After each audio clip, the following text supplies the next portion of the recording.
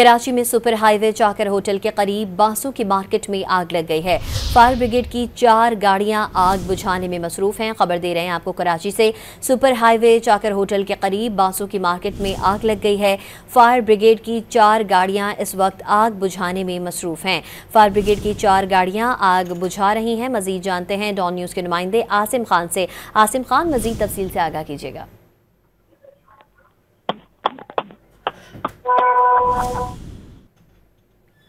आसिम से रब्ता करने की दोबारा कोशिश करेंगे, आपको अपडेट करें। कराची में सुपर हाईवे चाकर होटल के करीब बांसों की मार्केट में आग लग गई है। फायर ब्रिगेड की 4 गाड़ियां आग बुझाने में मसरूफ हैं। आसिम खान से रब्ता बहाल हुआ है। आसिम खान, मजीद आगाह कीजिएगा। ब्रिगेड की इस वक्त 4 से ज्यादा गाड़ियां मौके पर मौजूद हैं जो आग बुझाने में मसरूफ हैं। ताहम फायर ब्रिगेड हुक्म का बताना है कि किसी किस्म की जानी नुकसान की कोई इत्तलात नहीं है और आग लगने की भी वजूहत फौरी तौर पर पता नहीं चल सकी हैं। ताहम फायर ब्रिगेड का ये कहना है कि आग काबू में है, जल्द इसको मुकम्मल तौर पर बुझा दिया जाए। आसिम खान अपडेट कर रहे थे, आपका बहुत शुक्रिया।